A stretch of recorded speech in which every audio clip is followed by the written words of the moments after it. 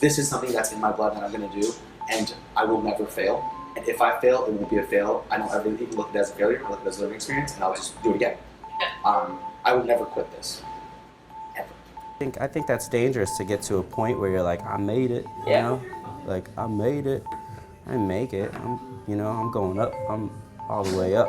What's up, Fat Joe? I mean, I wouldn't say that people don't value my opinion as much, but there have been a few situations where definitely people just were like, oh, she's a young girl, like she's not really that valuable.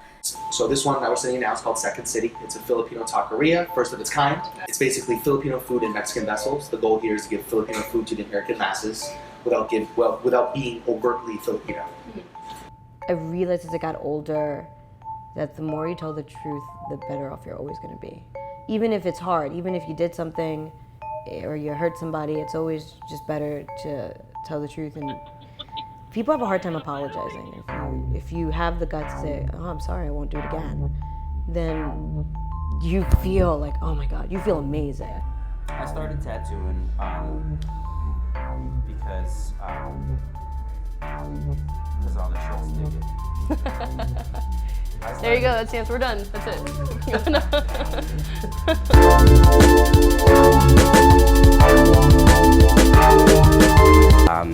It's hard, but if, tattooing finds you, it's so cliche, but like tattooing finds you. You've been on multiple Food Network shows, Chopped, Beat Bobby Flay, you've even been on an episode of Keeping Up with the Kardashians. How did you get to a point where you were able to find that exposure?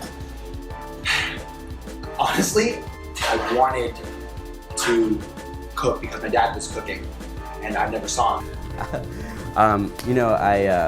My grandfather was in the Navy and he had tattoos, and growing up I knew that I wanted to have tattoos. It seemed like a very rebellious thing, there's been so many times where I wanted to give up. So many times I wanted to,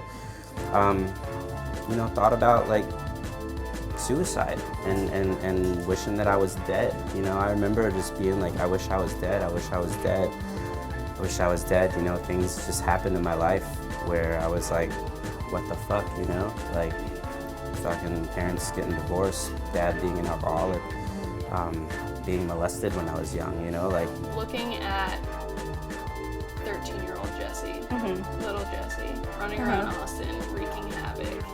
If you could give her any piece of advice, what would that be? Showing people your work you don't have to hide it. I'm still learning that. Just never give up, you know what I mean? Like, fucking, you keep going, and you don't know, like those experiences that you go through,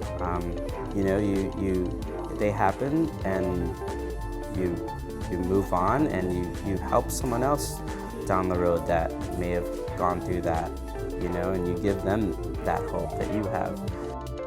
This is cheesy, but it's really how I feel. Like, if I really have nothing nice to say about a person, just shut your goddamn mouth. Like, it's really easy it's actually less time and easier for you to not talk than to spend 20 minutes talking about someone.